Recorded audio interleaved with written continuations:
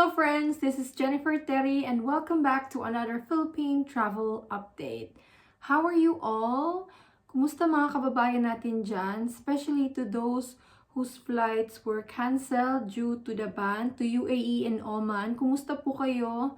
Nakapag-rebook na po ba kayo ng mga flights ninyo? So in this video, we'll talk about Cebu Airport update and other things. Okay, so Cebu closure airport, May 14 and May 15, we know that. But tomorrow, Cebu Airport will reopen, balik operation. As of right now, upon checking, EVA Air Taipei to Cebu flights for tomorrow, May 16 and May 17 is still cancelled. However, Taipei to Cebu with EVA Air, May 19, 21, and 23 are still on schedule. According to their website, it's still on, not cancelled. So May 19, 21, and 23, it's still okay. Taipei to Cebu. Cebu Airport will reopen tomorrow. So what is the protocol? A lot of people nagtanong sa akin. Before I tell you the protocol starting tomorrow, update to those who arrived in Cebu in May 8, 9, 10, 11, 12. Anong nangyayari sa kanila? Anong protocol nila? So they were the batches who had to follow the IATF Resolution 114 in Cebu.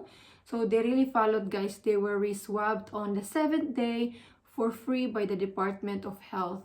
And they are still at their quarantine hotel just waiting for their negative result. But BOQ won't let them go though until the 10th day. Yes, unfortunately, that is the IATF resolution. So even if your result is already ready on the 9th day, IATF resolution says you will be released on the 10th day. That's why we are really opposed to that, no? Because as soon as the negative result is out, they should be able to go home. Because, I mean, what's the point of them staying there in the hotel? Not just paying more money? Yeah? Anyway, guys, but for the new memorandum of our beloved Governor of Cebu, Ms. Gwen, her new memorandum takes effect starting May 13. Okay? So May 13, arrivals in Cebu, napakaswerte, very lucky. 14, 15, close airport, but tomorrow, they will enjoy the new memo by Ms. Gwen. So what is the protocol in Cebu for non-residents? Recap. Swab test upon arrival for free, and then go to the hotel. You wait for the result. Once the negative result is out, then you can move on to your final destination. You can go home, right? So it's like the old protocol. So thank you for Miss Gwen for reviving the old protocol. No? She saw the problem in the Mactan Cebu International Airport na wala ng quarantine facilities. She took action as per interview of the president, chairman of Mactan Cebu International Airport. He said, it's better to close down because they run out of quarantine facilities. If you arrive there, if only the airport was open May 14 and May 15, then people would be quarantining in the airport. Yeah, that's how bad it was. Anyways, for the requirements, non-Cebu residents landing in Cebu, according to Ms. Gwen's new memo, for non-OFWs, you need letter of acceptance from your LGU and proof of connecting flight, okay? So, if you are non-Cebu resident po ha, hindi ka taga Cebu, pero yung landing mo sa Cebu, yung susunding protocol is yung isaswab ka sa airport, punta ka sa hotel, stay ka doon ng mga 1 to 3 days, pag lumabas ang result na negative, uwi ka na, okay? Pero bago makapasok sa Cebu Airport, you need, for non-OFWs, letter of acceptance and proof of connecting flight. Connecting flight, for example, you are an Aklanon, you are an Aklan resident but you landed in Cebu, so you need to provide Cebu to Aklan flight. And then for OFWs, non-Cebu resident but landing in Cebu Airport, letter of acceptance lang. Okay? Kasi yung connecting flight nyo, OWA na bahala dun. So, letter of acceptance only for OFWs, non-Cebu residents, landing in Cebu. Okay? Pero nagkaka-problem. Our kababayans are having problems with these requirements. First, with the letter of acceptance. First, some LGUs are no longer issuing letter of acceptance. They've stopped it. So, nagtataka sila, ay, hindi na kami nag-i-issue niyan, ma'am. Some of them contacted their local government unit, barangay, at sinabing, ay, hindi na kami nag-i-issue ng ganyan. So, makiusap po kayo na issuehan kayo ng letter of acceptance, even yung galing lang sa barangay. Kasi po, hinihingi po ng new memo ni Miss Gwen yung letter of acceptance. So, pakiusapan niyo po yung barangay ninyo po. Barangay, ipakita niyo yung executive order ni Miss Gwen.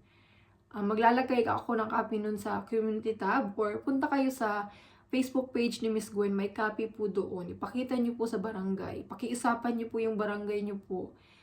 Yung family niyo, dapat yung kamausap po sa barangay or friend. And another problem of travelers pala guys. Diba, the new protocol is in Manila and in Clark. 7th day testing. And then go home 10th day. So if you get tested on 7th day, 10th day, halos lumampas na sa 72 hours. The thing is, a lot of LGUs are looking for 72 hours negative result. So kung protocol ng IATF Resolution 114 ang susundin, talagang magkukulang sa oras.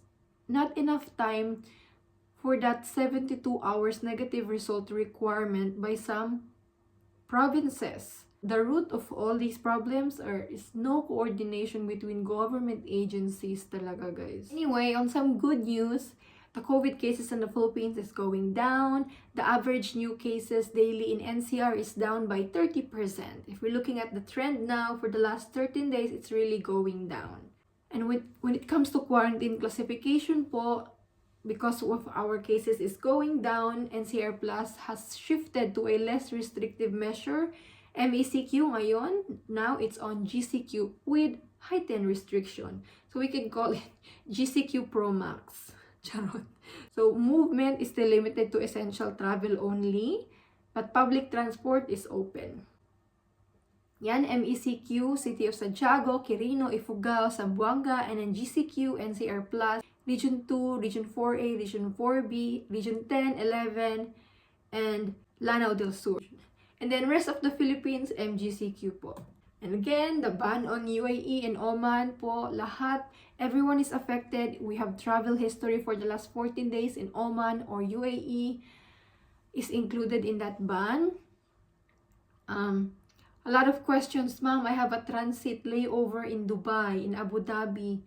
As I mentioned in our last video, hindi po apektado, not affected. If you are merely transiting in UAE or Oman, you're okay, okay? As long as stay at the airport, don't go outside. Anyway, a little bit of bad news, guys. The Indian variant, the B1617 variant, ay natagpuan na naman, nadagdagan. So, the Philippine Department of Health recorded 10 more cases of Indian variant in the Philippines, of whom 9 of those cases po are from seafarers from MV Athens Bridge. This ship docked in the Philippines in Manila because some of their crew were on very critical situation. Our kababayans, 12 seafarers, had COVID-19 coming from that ship. And this ship embarked from India, China, Vietnam, a lot of countries. So that's our update for today, guys. Nothing too crazy for today. But yeah, Cebu Airport will reopen tomorrow po. Anyone who has flights tomorrow in Cebu, kumusta po? Anong airline po iyan? I couldn't check Emirates and Qatar Airways. It wouldn't show, guys. So I could only check EVA Air.